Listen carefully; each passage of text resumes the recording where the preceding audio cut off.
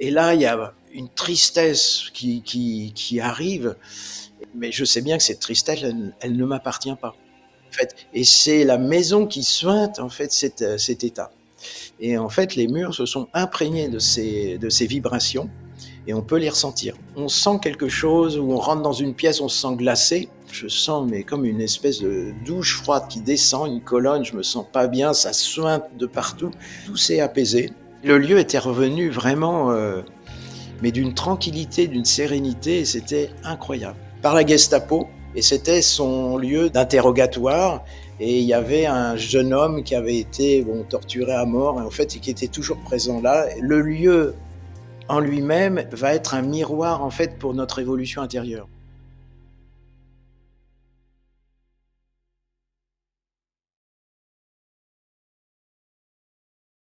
Bonjour à toutes et à tous et bienvenue sur Gaïa Méditation TV. Je suis Stéphane et nous nous retrouvons aujourd'hui pour une nouvelle interview. Et avant de recevoir mon invité du jour, si vous n'êtes pas encore abonné à la chaîne, je vous invite à le faire tout de suite en cliquant sur je m'abonne et puis de mettre de cliquer aussi sur la petite cloche pour vous tenir informé de toutes nos dernières publications. Et mon invité du jour, je l'accueille tout de suite, c'est Laurent Montels. Salut Laurent. Oui, bonjour Stéphane et bonjour à toutes les personnes qui nous écoutent. Alors Laurent, je suis heureux de te recevoir une nouvelle fois puisque nous avons fait une première interview il y a de ça quelques mois, je crois que même c'était il y a un an. Donc c'était sur le Vastu Shastra, le sujet du jour. On va revenir sur le Vastu, mais sous un nouvel angle. Alors pour te présenter brièvement, hein, pour toutes les personnes qui ne te connaissent pas, tu es maître en Vastu Shastra. Alors pour toutes les personnes qui se disent, mais c'est quoi le Vastu? Ne vous inquiétez pas, on va développer. Ça fait un peu bizarre peut-être à premier abord comme nom. Maître en Vastu, hein, une discipline, un art millénaire. Bah, tu vas nous expliquer ce que c'est. Et puis, tu es aussi fondateur du premier institut de Vastu en France, l'Institut français du Vastu, que tu as formé, cofondé avec ta femme Lydie Montels en 2014. Alors, Laurent, le Vastu Shastra, en quelques mots déjà, c'est quoi? Ben écoute, c'est un art qui appartient à la tradition indienne, qui est millénaire, hein, puisque on trouve en fait les premiers écrits relatifs à justement l'harmonie de l'habitat, hein, parce que c'est la science sacrée de l'habitat. Ça, c'est en fait vraiment la traduction de Vastu Shastra. Et dans les Védas, notamment dans le quatrième Véda, la Tarva Veda, on trouve effectivement les premiers principes de construction suivant les lois de la nature, c'est-à-dire d'amener une énergie, une belle énergie, une bonne énergie, support de vie dans l'habitat. Alors, initialement, c'est une science qui est plutôt dédiée à, on va dire, aux lieux sacrés, mais en fait qui trouve des extensions, bien sûr, dans l'habitat, dans toute forme d'habitat, y compris même dans les lieux professionnels. Ouais. Voilà. Oui, d'ailleurs, j'ai eu, pour la petite anecdote, hein, j'ai eu l'occasion de t'accompagner dans une mission Vastu, d'ailleurs pour c'était un commerce de jouets, un magasin de jouets en particulier dans un centre commercial. Et c'est vrai que j'ai pu attester du avant et du après. Il y avait une énergie assez plombée dans ce magasin. J'ai vraiment senti que c'était une énergie basse. Et puis, ben, Laurent est arrivé, il a fait, il a fait sa magie. Et puis après, on a senti que l'énergie était plus équilibrée. Bon, c'est vrai que peut-être certaines personnes qui sont pas sensibles, ils pourraient ne pas avoir senti la différence, mais je pense qu'au fur et à mesure, les gens vont s'apercevoir, des gens qui travaillent sur place du changement, quoi. Parce que Bah, forcément.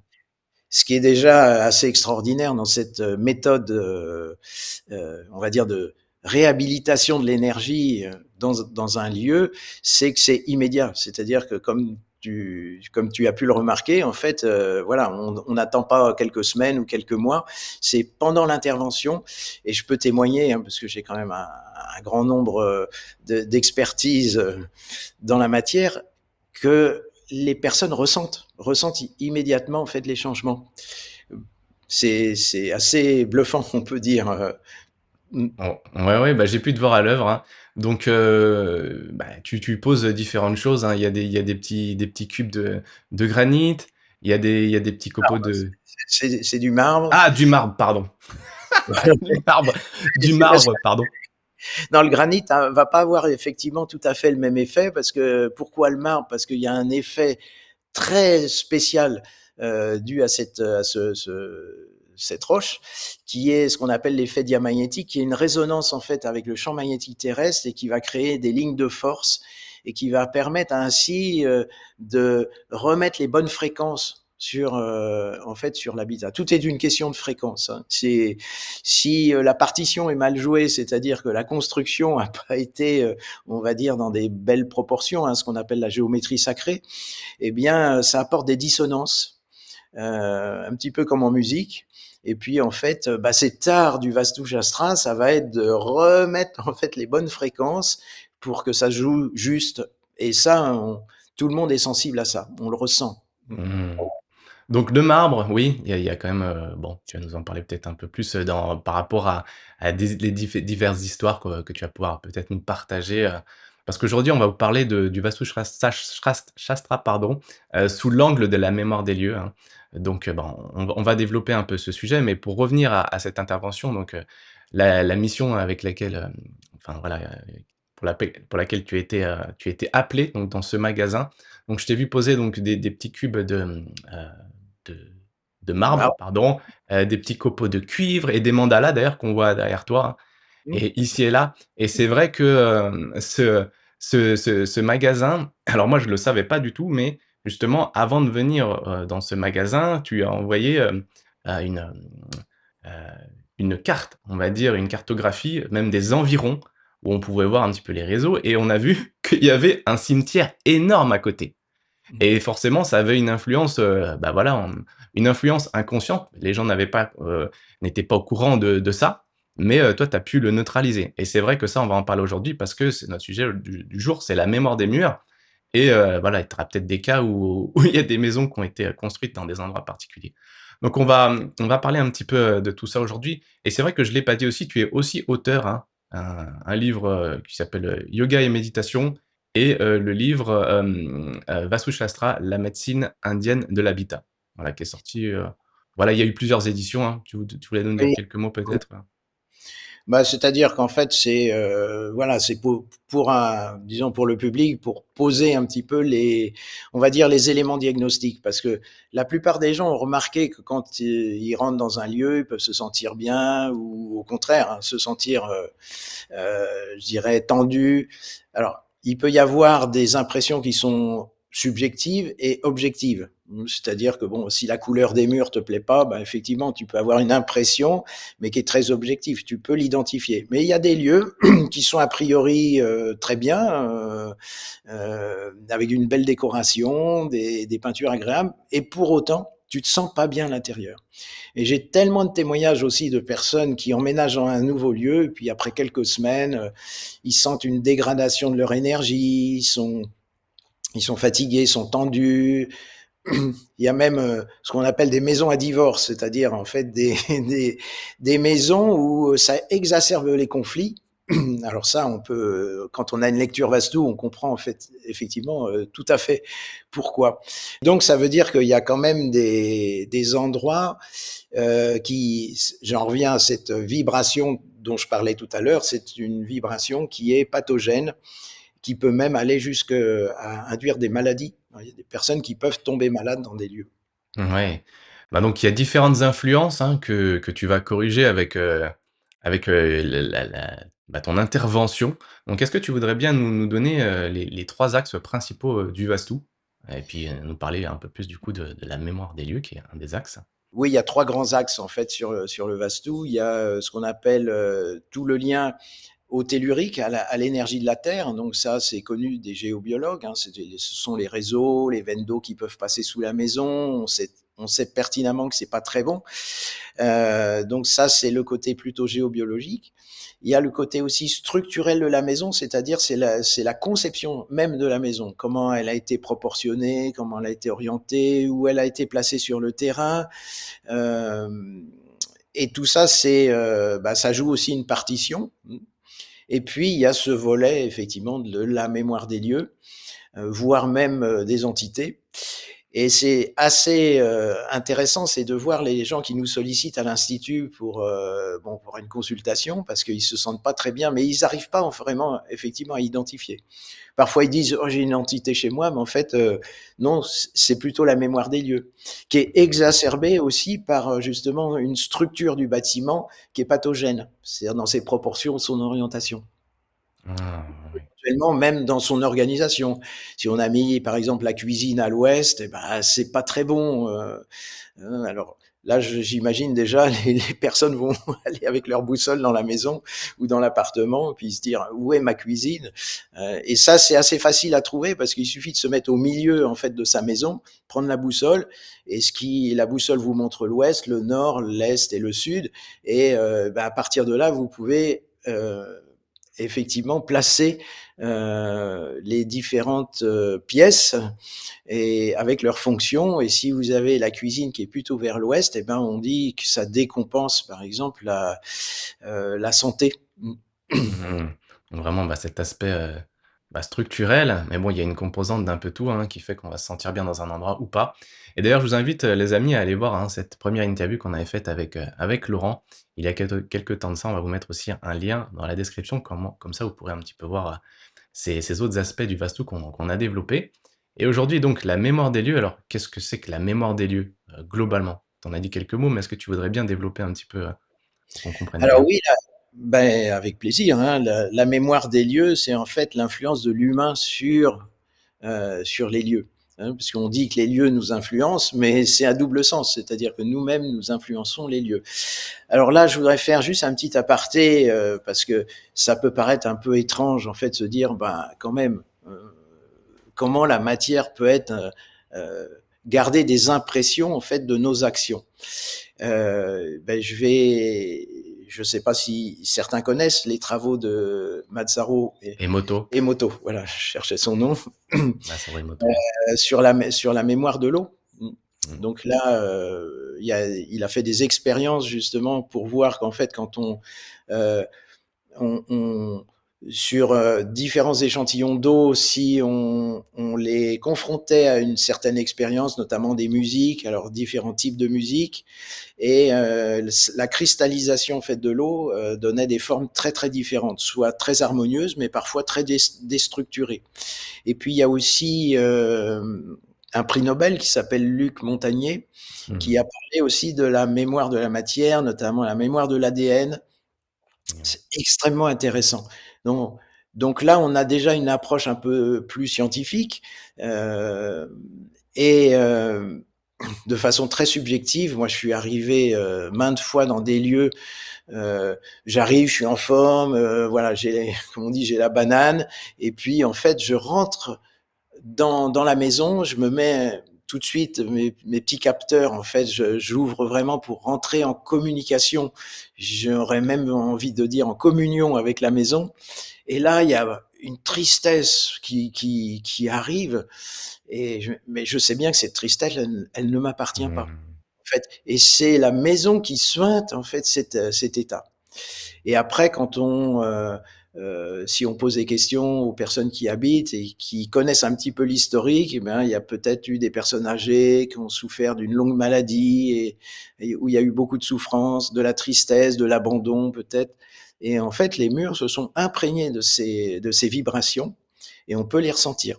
Ah, Ouais. c'est mmh, Oui, c'est vrai bon. que forcément la mémoire des lieux, va influencer les habitants futurs, bah, par rapport à ceux qui étaient là avant. Et s'il s'est passé, comme tu disais, peut-être un conflit ou des conflits, bah, ça peut ressurgir de façon inconsciente dans la façon dont certains vivent dans cette nouvelle habitation.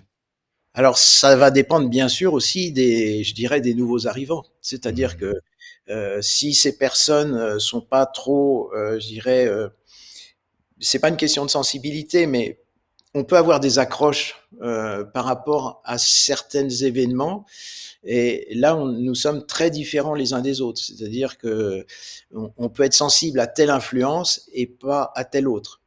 Donc, il va y avoir des personnes qui vont être un petit peu moins impactées par, je dirais, la mémoire des lieux, mais à l'inverse, il y a certaines personnes, elles sont comme des éponges, et en fait, elles vont prendre sur elles ses mémoires et en pâtir, hein. Mmh. Et donc là, c'est très, très important de nettoyer. D'ailleurs, on profitera peut-être de de cette interview pour donner quelques trucs concrets, hein, pour que les personnes puissent aussi, déjà nettoyer leurs lieux. Alors il faut bien distinguer, évidemment la mémoire des lieux, et là, il y a des actions que chacun peut faire et je donnerai quelques clés pour ça. Après, quand on parle d'entité, c'est là, il faut distinguer 2 choses.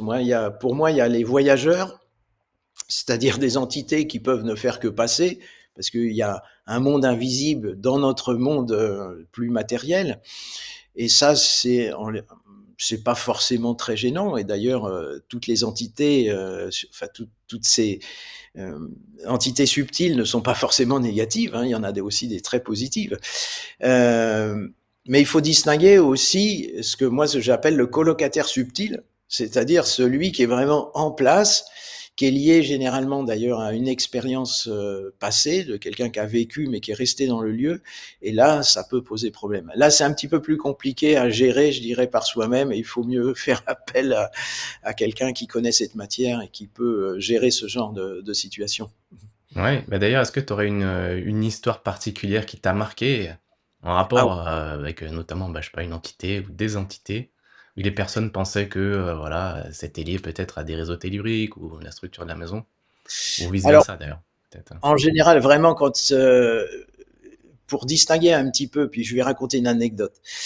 Pour distinguer quand même mémoire des lieux et entité, bon, généralement, les mémoires, c'est quelque chose un petit peu diffus, c'est comme un sentiment qui est là, qui plane, vous voyez, c'est une ambiance, on va dire, bon, qui est souvent pesante, hein, mais où il y a un fond de tristesse, où il y a une appréhension, mais c'est quelque chose d'un petit peu diffus. Par contre, quand c'est vraiment une entité qui est sur le site et qui, en général, n'est pas forcément très sympathique, même si j'en ai eu quelques-unes qui étaient plutôt sympathiques, euh, mais là, c'est quand même beaucoup plus dur. On sent quelque chose, où on rentre dans une pièce, on se sent glacé. Et justement, l'histoire que je vais vous raconter, c'est une personne qui fait appel donc à nos services, à l'Institut, et dit voilà, j'aimerais bien apporter de l'énergie, une bonne énergie dans ma maison, que je trouve plutôt bien, mais voilà, bon, j'aimerais avoir votre diagnostic et puis votre intervention, mais surtout j'ai une annexe.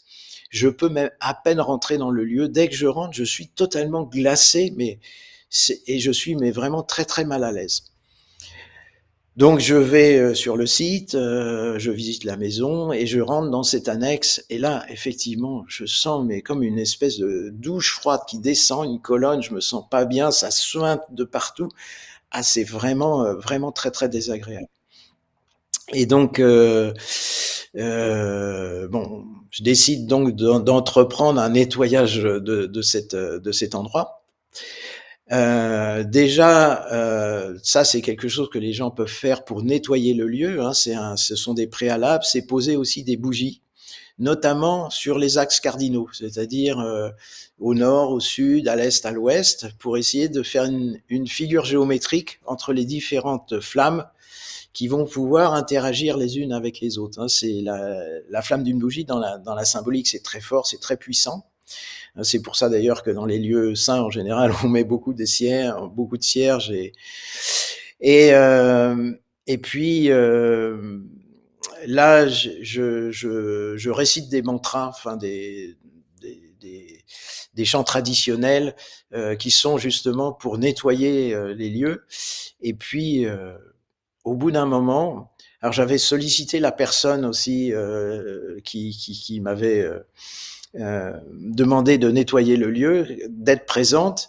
Et à un moment, au bout de quelques minutes, on a senti mais comme un courant d'air, alors que tout était fermé, hein, dans la pièce, mais vraiment, on a senti un espèce de tourbillon comme ça, et tout d'un coup, tout s'est apaisé. Le lieu était revenu vraiment, mais d'une tranquillité, d'une sérénité, et c'était incroyable, Mmh. incroyable. Et donc toi, tu as pu voir ou, comment dire? Faire le diagnostic de ce qu'il y avait, précisément, c'est ce qui Alors jouait? sur le moment, en fait, j'ai été, parce qu'il y a quelque chose qui est passé un petit peu au travers moi aussi, et donc ça m'a un peu chamboulé. Donc, bon, petit détail, mais bon, j'ai dû aller aux toilettes et puis ça a été un peu piqué la débandade parce que ça m'avait vraiment secoué tout le système. Et puis voilà, bon. Et la nuit suivante, j'ai fait ce qu'on appelle un rêve psychique, c'est-à-dire qu'en fait, j'ai revécu toute la scène, mais là, cette fois-ci, en voyant effectivement le contenu. Et en fait, cette annexe avait été utilisée à la dernière guerre, 39-45, par la Gestapo, et c'était son lieu en fait, d'interrogatoire. Et il y avait un jeune homme qui avait été torturé à mort, et en fait, et qui était toujours présent là, et dans une détresse terrible. Mmh. Et en fait, l'intervention a consisté en fait à ramener de l'énergie pour pouvoir diriger cette âme en peine, on va dire, vers la lumière, et puis lui permettre de libérer en fait le lieu. Ah ouais, et est-ce que du coup tu en as fait part à aux personnes, qui Oui, habitaient là? oui, le lendemain, j'en ai fait part à la personne. Elle dit: «Oui, bon, c'est vrai que dans l'histoire, on savait qu'il s'était passé des choses, mais voilà, c'était pas plus précis que ça». Et donc j'ai pu confirmer que, bon, effectivement, ça avait été quand même un lieu très, très chargé et très douloureux. Heu, Et est-ce que ça t'est déjà arrivé, d'arriver, dans un lieu où justement où il y a des entités, mais c'est vraiment très compliqué et malgré, toutes les choses que tu as pu mettre en place, tu sens qu'il y a une bataille qui se met en place?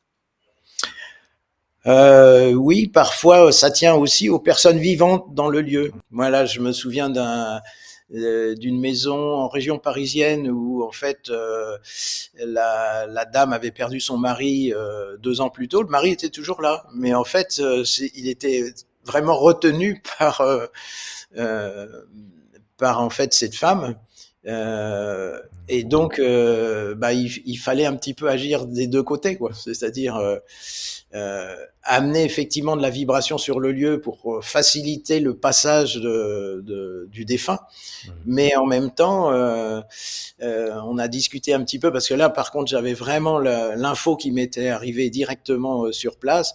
J'ai parlé un petit peu avec la personne et lui dire qu'en fait, son mari était toujours là, que peut-être que c'était bien aussi qu'il parte dans la lumière pour sa sérénité, et en fait, à la fin de la séance, qui a duré quand même 3-4 heures, hein, toute l'harmonisation de la maison, eh bien, effectivement, le défunt avait quitté le lieu et c'était beaucoup plus paisible. OK, donc là, tu as parlé de défunt, on va dire, puisqu'il y avait l'histoire du soldat, donc là, le mari de la femme. Mais est-ce que tu as eu, des histoires vraiment d'entités qu'on peut dire, du bas astral et peut-être, tu as déjà eu ce genre de choses ou bon après c'est des questions d'appellation peut-être? Après, je Ouais. pense il faut faire confiance aux signes Mmh. également. C'est-à-dire que là, ça se passe en Corse, et on me sollicite pour un dossier, et j'ai beaucoup de résistance en fait à l'intérieur qui se mettent en place. Et puis je suis là en train de tergiverser, j'y vais pas, j'y vais, j'y vais pas. Bon, c'était la mission était prévue 2 jours plus tard, et en fait je passe vraiment 2 jours à être, comme on dit, les- le cul entre deux chaises, c'est-à-dire dire bon, je le fais pas, mais j'avais vraiment quelque chose à l'intérieur qui me disait de pas le faire. Et puis la veille au soir, en fait, je me dis bon, allez, je vais le faire quand même. Et dans la minute où j'ai pris cette décision, je me fais piquer le pied par un frelon, Ah ouais. et je me retrouve avec un pied grand comme ça, parce que je fais une réaction assez forte. Et donc là, effectivement, plus question d'aller le lendemain. Comme quoi, en fait, il faut suivre ses intuitions. Et j'ai appris dans un deuxième temps que cette maison avait été construite sur un ancien cimetière. Et que là, probablement, j'étais pas de taille pour aller Heu, voilà, il fallait pas que ça se fasse, et la nature m'a douloureusement rappelé alors en disant: «Non, non, n'y va pas». Après j'ai eu aussi, alors dans un lieu professionnel, un grand magasin de bricolage d'ailleurs, hein, une enseigne française bien connue, où j'interviens dans la salle des marchés, c'est-à-dire c'est là où tous les collaborateurs enfin, font les achats pour le magasin. Et je sens que c'est très très lourd dans dans cette pièce. Et donc je commence à justement à placer des mandalas. Et au moment en fait où je vais placer un mandala, je me fais carrément attaquer. Ah ouais? Attaquer subtilement, hein, bien sûr. Hein, c'est pas quelqu'un qui est arrivé, Mmh. mais c'est-à-dire j'ai reçu une flèche. Ouais. C'est et ça c'est un petit peu connu par certains thérapeutes. Hein, c'est-à-dire Mmh. vraiment. Ah, et bah, je me suis extrait de la pièce, j'ai fait de la méditation pour pouvoir, je dirais, évacuer le problème. Et en fait, bon, après, j'ai pu continuer. Mais là, j'étais vraiment en milieu hostile. Et en fait, j'ai appris quelques jours plus tard qu'il y avait en fait deux collaborateurs qui étaient très corrompus, enfin, qui faisaient des magouilles. Mmh. Tout a permis justement de, enfin, après, on peut dire c'est une synchronicité heureuse, hein, mais pour moi, c'est le Vastou qui a mis en lumière en fait ce qui Ouais. est pathogène quoi, sur le lieu. Ouais, ouais, incroyable. Bah, d'ailleurs, au passage, tu as parlé de méditation, hein, c'est vrai que je l'ai pas dit au début, hein, mais tu es aussi, voilà, tu pratiques la méditation, le yoga, hein. Tu as été nommé maître en yogi, hein, puisque tu as passé plus de 25 ans en Inde. Je sais que tu aimes pas forcément, ce terme, mais c'est vrai qu'on t'a donné même un nom, là-bas en Inde. Voilà, donc c'est vraiment la méditation, c'est quand même la base un peu de tout et je sais que c'est quand même un grand fondement dans ta vie et donc voilà, bah, on est aussi sur Gaia Méditation, donc c'est bien aussi, de souligner qu'on a un grand, pratiquant, voilà, en face de enfin, que vous Bah, regardez les amis. en fait, quand on aborde ces disciplines anciennes comme le Vastu, eh bien, il y a vraiment deux dimensions. C'est-à-dire qu'il y a une dimension qu'on va dire un peu technique, c'est-à-dire apprendre la technicité de la discipline qui fait appel essentiellement à de la rationalité, du mental. Voilà, bon, j'ai tel problème dans la maison, ben le Vastu, voilà, préconise telle action pour résoudre le problème. C'est assez pragmatique. Mais il y a une autre dimension qui est justement une dimension beaucoup plus intérieure et méditative qu'on appelle en fait une dimension psychique. Et, et en fait, on est tout le temps amené à surfer en fait entre ces deux vibrations, hein, c'est-à-dire la vibration plutôt mentale ou la vibration psychique. Et c'est au final le psychique qui décide de, de valider telle action ou telle autre. Moi, ça m'est arrivé parfois que la tête me dise ah bah oui, il y a tel problème, bon, bah, je vais poser mes petits cubes de marbre comme ci, comme ça, bon, je les mets en interaction les uns avec les autres pour que ça crée tel effet. Et puis en fait, ça marche pas du tout. C'est-à-dire qu'une fois que j'ai posé le matériel, j'ai ma tête qui se serre, enfin, Mmh. mais c'est physique, hein, c'est-à-dire on sent, ah, c'est bizarre, ça me donne une impression vraiment négative. Je retire le matériel, hop, ça va mieux. Donc Mmh. voilà, c'est pour ça que c'est du sur-mesure. C'est-à-dire, bon, moi ça fait plus de 2 500 expertises que je fais, je peux pas me lasser parce que à chaque fois c'est un nouveau challenge. Il faut rentrer en communication avec cette maison. Quel est son message en fait? Qu'est-ce qu'elle va délivrer? Et puis, c'est vraiment du sur-mesure, c'est-à-dire qu'il faut s'adapter au lieu et même 2 maisons qui peuvent paraître un peu identiques, je sais pas, on est dans, vous savez, dans ces banlieues où, on a toutes les maisons au touche-touche, là, qui se ressemblent toutes. Ben, en fait, si on passe d'une maison à une autre, eh bien, on n'aura pas forcément, la même, la même méthodologie, la même stratégie pour, corriger la première et la deuxième. Ouais, donc bah, il y a le côté, voilà, intellect, on va dire la théorie, mais il y a aussi, le ressenti, l'intuition qui est vraiment, hyper important dans finalement dans cette mission, dans cette approche quand tu viens, voir, des lieux et on parlait, donc, de mémoire de lieux, hem, alors après c'est vrai qu'on pourrait parler, de vie antérieure parce que je sais, j'ai entendu des histoires où des gens ils disent: «Voilà, je suis arrivé dans ce lieu, et en fait, il s'est passé, des choses il se passe des choses dans ma vie actuelle, mais qui ont rapport avec une, parce qu'ils ont après, peut-être été voir des médiums ou ils ont fait des hypnoses régressives et ils se sont aperçus que dans une vie antérieure, eh bien, ils habitaient précisément à cet endroit-là et donc ils sont en train de revivre des choses. Est-ce que, je pense qu'évidemment quand on choisit un endroit, on a l'impression de le choisir consciemment alors qu'en réalité, il y a peut-être pas mal de facteurs inconscients qui nous amènent à à venir habiter à cet endroit-là. Qu'est-ce que tu pourrais dire à ce niveau-là? Ah bah là, je suis complètement raccord avec ce que tu dis parce que on choisit pas sa maison par hasard et même si au départ on va plutôt opter pour des choix objectifs, voilà, bon, on pose un certain nombre de critères, il faut que le lieu coche toutes les cases, heu et en fait, on s'aperçoit que souvent c'est, un coup de cœur et le coup de cœur, c'est pas, un coup de tête, hein, c'est vraiment le cœur qui parle Mmh. et à ce moment-là, le lieu en lui-même va être un miroir en fait pour notre évolution intérieure. Parce que le Vastu, c'est avant tout une histoire de connaissance de soi.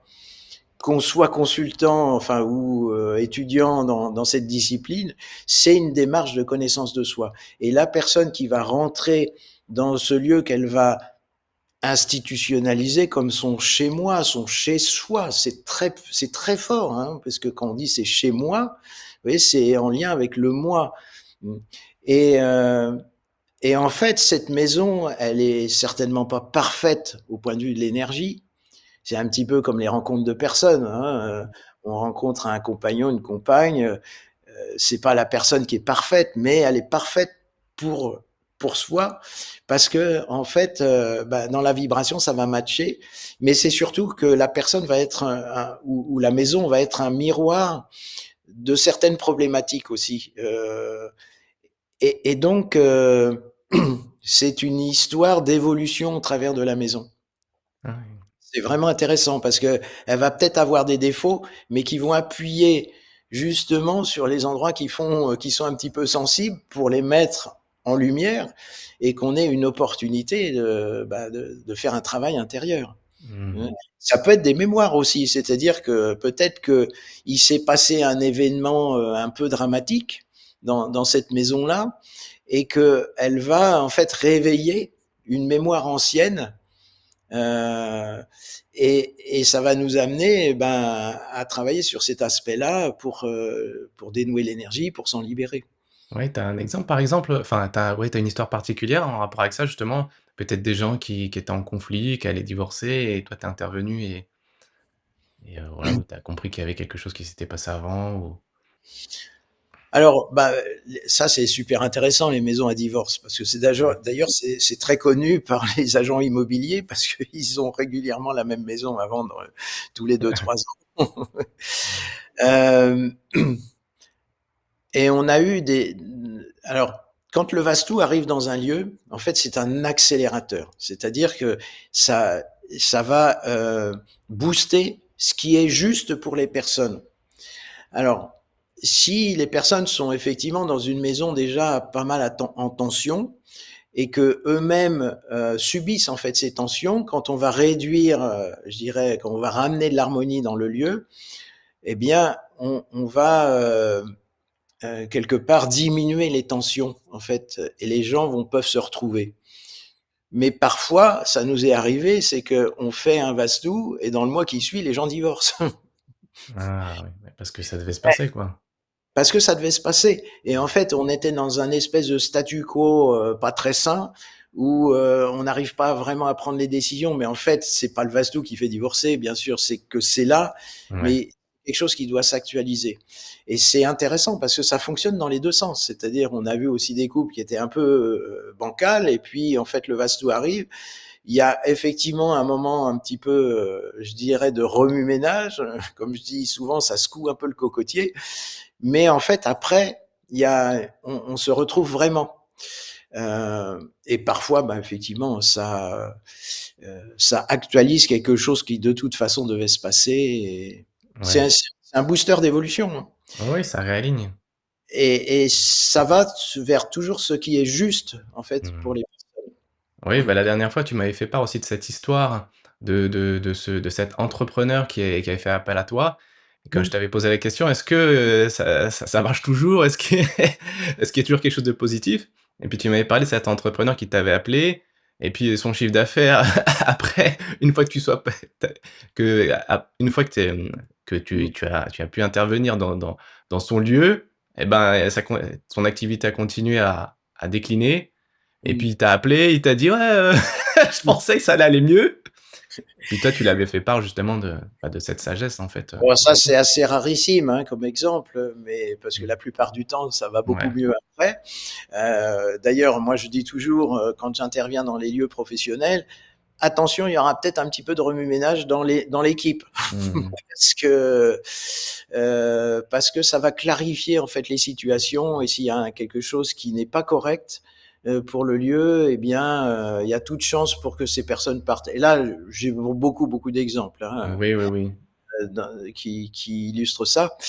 Ouais, c'est vraiment, étonnant comment ça, accélère en fait les processus, c'est-à-dire que là, en l'occurrence, dans l'exemple qu'on avait évoqué dans l'émission précédente, ben, en fait, le gars, il était pas du tout à sa place, quoi. Il était dans un truc alimentaire, mais qui correspondait pas.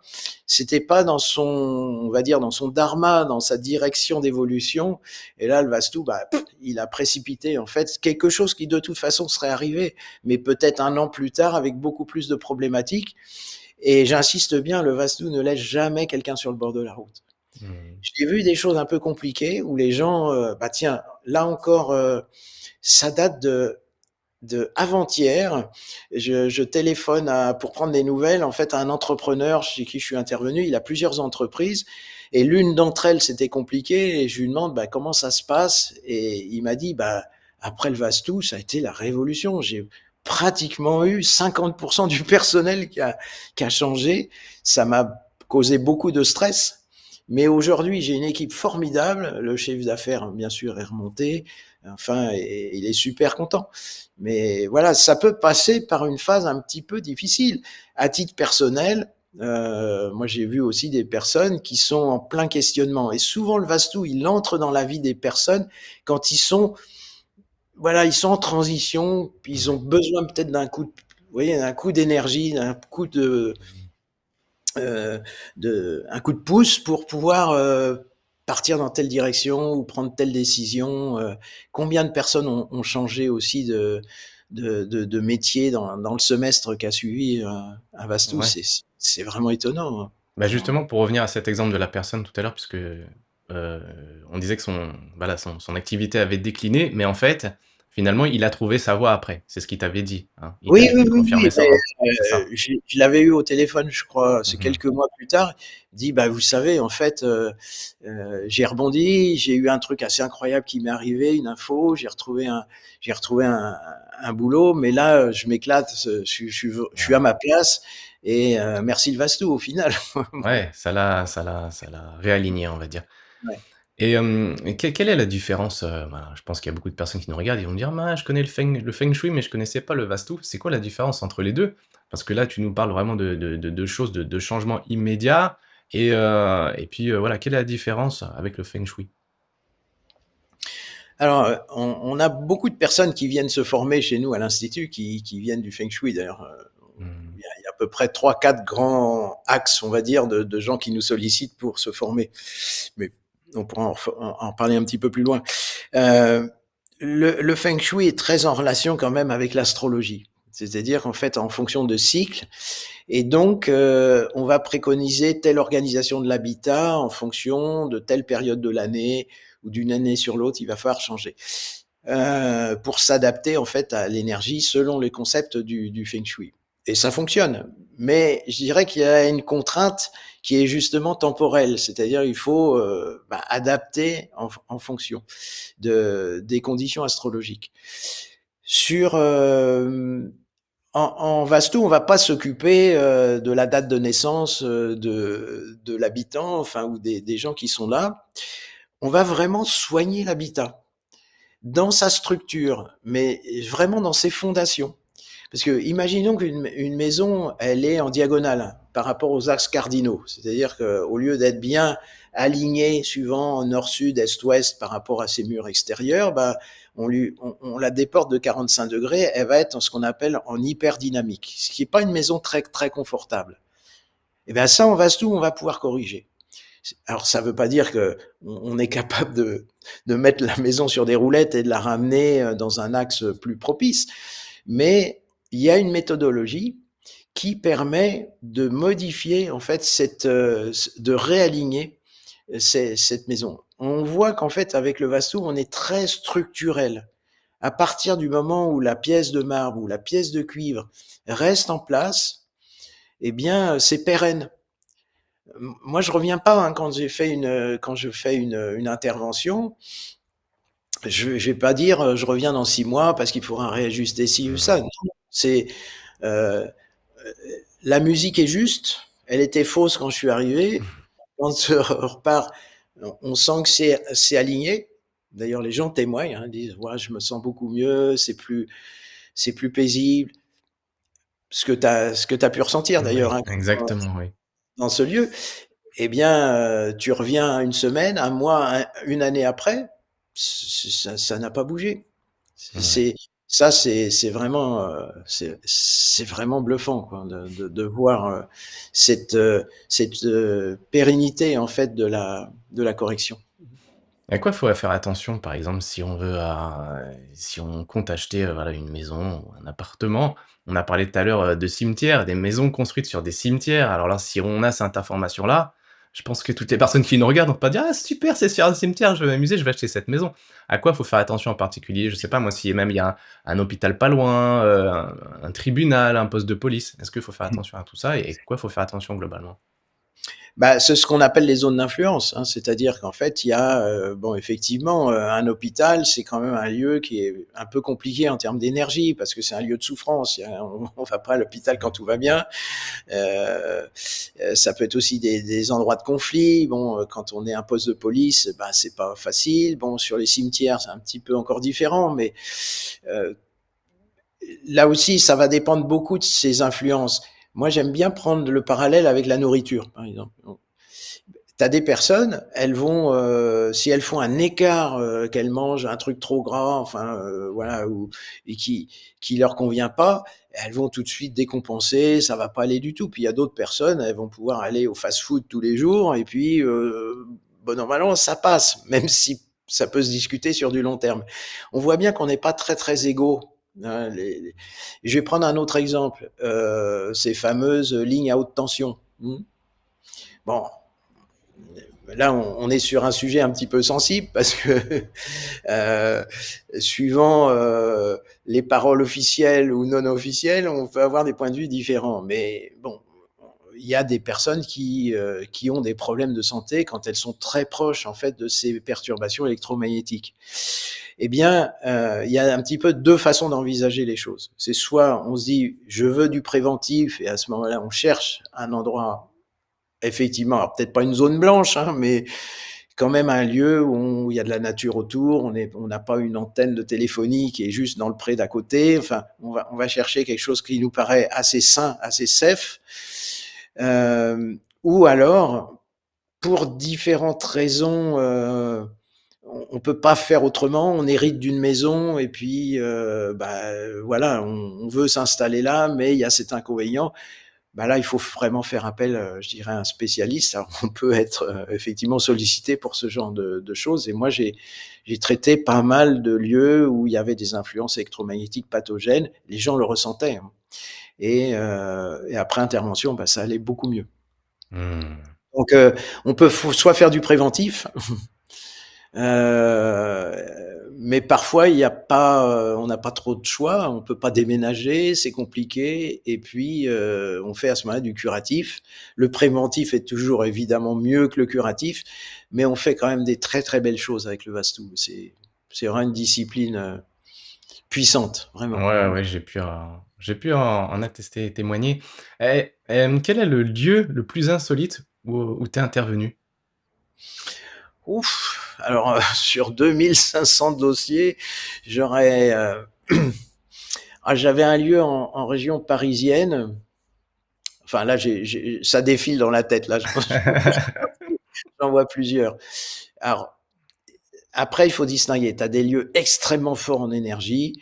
Là, j'étais par exemple avec mon épouse Lydie, nous étions en Inde en début d'année dernière, là, en 2025, et à Madurai, on est rentré dans un temple, et dans le cœur du temple, mais à un moment, on a pris une douche d'énergie, mais c'était une énergie lumineuse, quoi, vraiment quelque chose qui te... Waouh, tu vois, tu sais.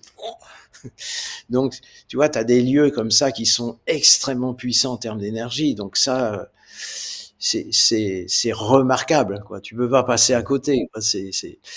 Et puis, je prendrais peut-être un exemple, alors complètement à l'autre extrémité, c'est-à-dire là, je suis aussi en région parisienne, et une personne catastrophée qui m'appelle et qui me dit, oh là là, j'ai acheté une maison, mais je l'ai acheté parce que c'était pas cher. Alors effectivement, la personne n'avait pas acheté une maison, elle avait acheté un prix. Mmh. En fait, D'accord, ouais, tellement ouais. personne ne voulait cette maison, Ah ouais. le prix a baissé, baissé, baissé, baissé. Puis à un moment, il y a toujours quelqu'un qui se dit, ah ouais, non, mais à ce prix-là, ça vaut le coup parce qu'avec la différence, je vais pouvoir faire des travaux et puis réhabiliter en fait le lieu. Mmh. Mais ça marche pas parce que Mmh. l'énergie est tellement négative. Moi, quand je suis arrivé dans ce lieu-là, c'est simple, hein, les 20 critères majeurs qu'on a en Vastu, j'ai coché toutes les cases en rouge. J'ai dit, non, c'est pas possible. Comment on peut Ah ouais. acheter un truc pareil? Et, et donc, bon, j'arrive tant bien que mal à ramener à peu près, je dirais, à la moyenne. Hein. C'est-à-dire, je vais pas en faire un temple, hein, de cette maison-là, Mmh. mais disons qu'on va quand même relâcher les choses majeures. La personne dit oui, je me sens quand même mieux, ça va. Du coup, elle entreprend des travaux. Alors, au début, la première semaine, ça se passe bien. Il commence à casser des cloisons, des machins. Évidemment, le matériel Vastu, il part à la poubelle avec les... Parce Ah que ouais, j'avais d'accord. placé... Bah oui! Qu'est-ce qui s'est passé? Qu'est-ce qui s'est passé? Mmh. La personne me rappelle, je sais pas, 2, 3 mois après, elle me dit, écoutez, je suis désespéré à nouveau. J'ai un tas de gravats au milieu de ma maison. Plus personne ne veut venir pour les travaux. Ah ouais, OK. Ah. Ah là là. Et donc voilà, c'était fini quoi. Il a fait quoi du coup? Ah ben, écoute, on n'a même pas réussi à se recaler un rendez-vous. Non, mais tu crois ça? Pour venir faire du Vastu. Je dis: «Non, c'est pas possible, je pars». Moi, bon, comme je voyage France entière, même parfois à l'étranger, pour des missions Vastu, impossible de trouver un truc. Waouh! Et et les entrepreneurs, la dernière fois, enfin les dernières fois, le camion démarrait pas quand ils voulaient partir sur le chantier. Ils avaient un pépin, ils crevaient une roue. Enfin, ou alors ils étaient appelés d'urgence à autre part. Enfin, tu vois, à chaque fois, ça foirait, quoi. Donc, Ouais. Bon, c'est vrai qu'on rigole, mais je pense que lui, il a pas dû rigoler, hein. non, non, mais je sais pas ce qui est devenu cette personne, mais bon, Mmh. elle a dû revendre certainement à un prix dérisoire le lieu. Franchement, ça m'est pas arrivé souvent, mais là, j'aurais préconisé raser la maison, laisser les coquelicots, les ronces, ce que tu veux, tu vois, faire Faire un cimetière? non, parce que ça aurait été pas forcément très bien, mais bon, il y avait vraiment beaucoup, beaucoup de négatifs à cet endroit. Puis je repense aussi à notre maison en Normandie aussi, où là, bon, c'était assez terrible. Enfin, je vais peut-être pas déballer Il y a tout un pendu, mais Mmh. Et tout à l'heure, bah, tu parlais d'un temple en Inde, donc ça fait aussi partie de la mémoire des lieux. Il y a pas que des endroits où il y a des énergies basses, mais forcément, si on fait l'appel à toi, c'est parce que, on se sent pas bien ou qu'on sent qu'il y a quelque chose qui est désaligné. Est-ce que tu aurais l'exemple d'un endroit, justement, où l'énergie elle était vraiment basse et tu disais tout à l'heure: «Je vais pas en faire un temple», mais là, bah, tu as quelque part, créé une énergie tellement haute que tu dis: «Waouh, ça ressemble à presque un lieu sacré que tu as déjà connu» ou similaire? oui, ça, je peux témoigner de plusieurs Mmh. exemples où on est parti très bas et c'est ce que j'appelle la maison docile. Mmh. C'est-à-dire, en fait, elle demandait que ça, quoi. C'était, tu sais, c'est comme un robinet qui est fermé, tu vois? Et ça goutte, bip, bip, bip. Tu vois? L'énergie vitale, elle arrive pas. Tu ouvres le robinet, hop, ça se met en place et bouf, on monte, si tu veux, on fait grand écart, quoi. Ouais. Hein, on a l'habitude de mesurer avec l'échelle de Bovis, bon, qui est une échelle qui est très utilisée d'ailleurs par les géobiologues, les énergéticiens.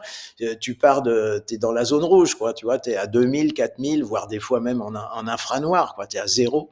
Tu dis, Mmh. voilà, c'est comment les gens font pour vivre dans un lieu Mmh. pareil. Et puis tu ressors, t'es à 300, plus de 300 000, c'est sur l'échelle.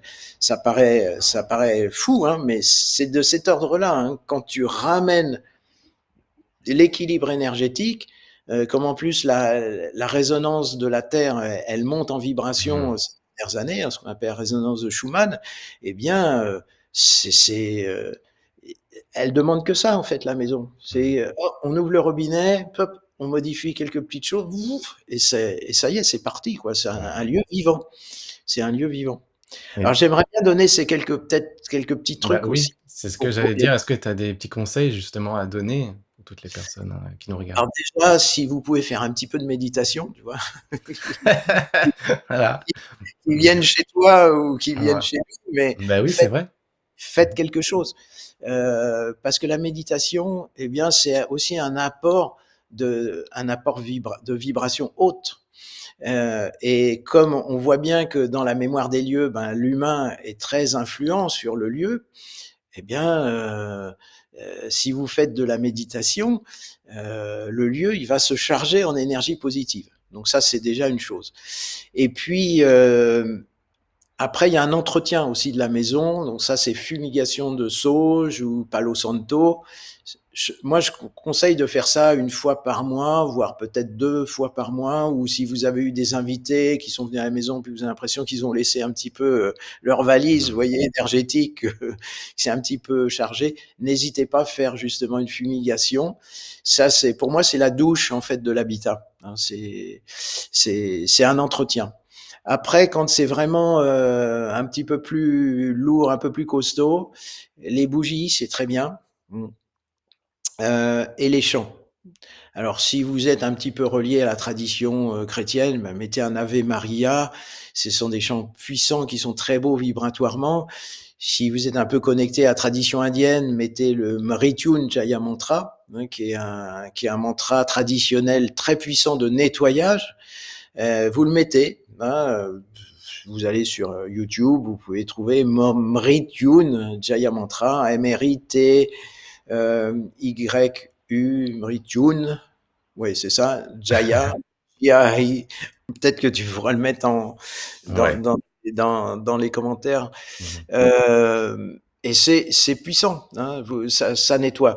Après, quand vraiment il y a des problèmes d'entité, c'est-à-dire que là, c'est vraiment identifié comme identité, je pense quand même qu'il faut faire appel à des personnes qui sont habituées à traiter ça, parce que si vous vous mettez un peu en lien, ça peut être quand même assez perturbant, voire même un peu dangereux.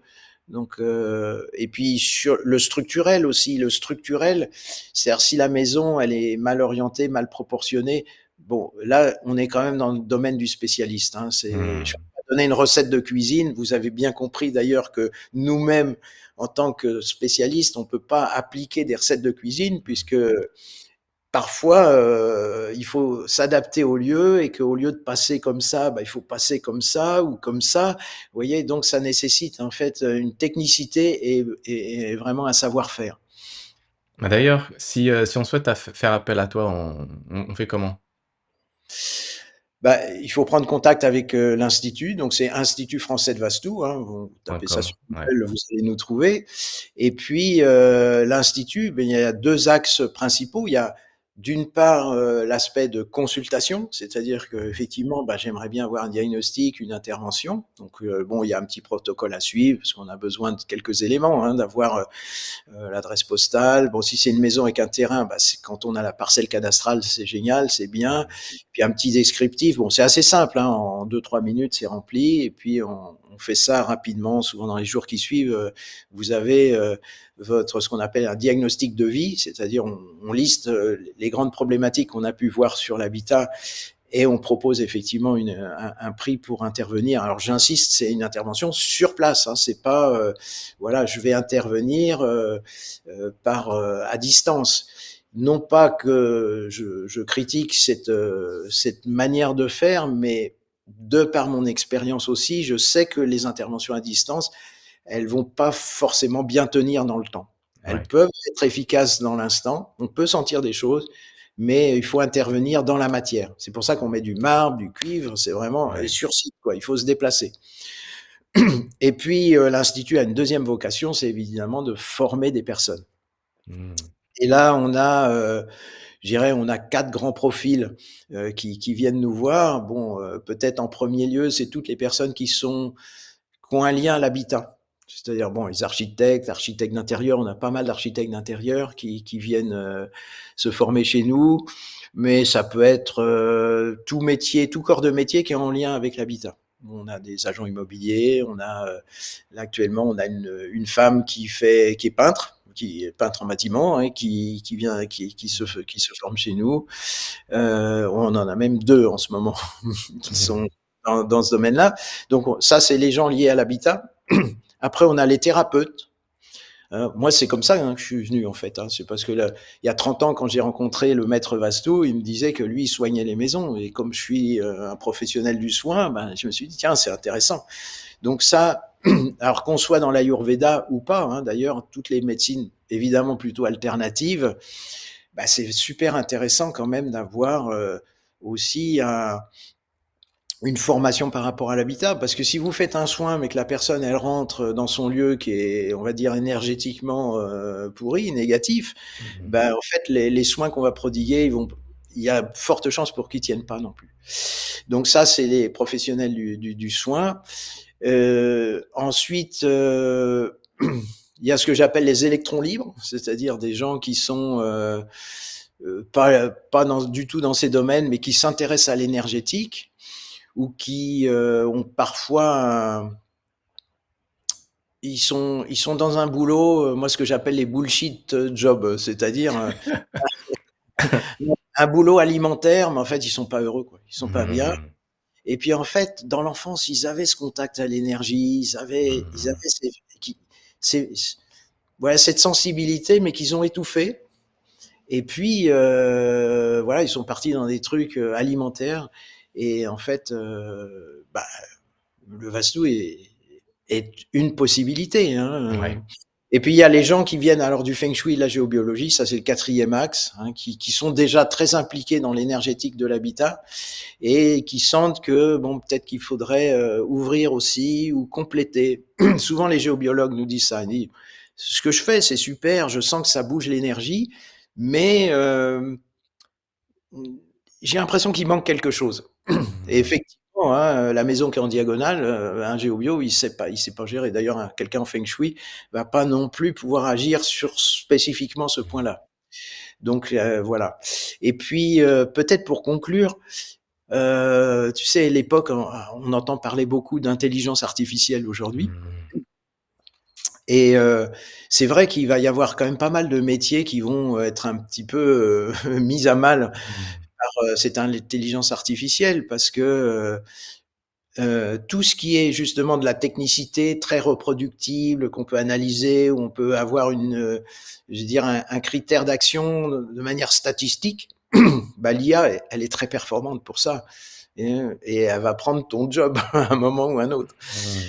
Et donc c'est un moment à mon avis opportun pour réfléchir, pour aller peut-être vers une activité qui a du sens, hein. Mmh. Alors évidemment, je vais parler du Vastu, ça a du sens parce que ça fait du bien, hein. C'est porteur de vie, c'est porteur de santé. Moi, je dis toujours, quand le Vastu rentre dans une maison, c'est comme l'effet colibri, quoi. C'est-à-dire, on amène une petite lumière voilà, qui se met à rayonner dans l'environnement. Alors, il y a bien d'autres domaines, hein. Trouvez votre domaine, ça peut être les arts, ça peut être, je sais pas, la musique, la peinture, peut-être l'artisanat aussi. C'est... Mais en tout cas, si vous vous sentez un peu connecté je dirais à l'habitat, à l'énergétique, le Vastu, c'est génial.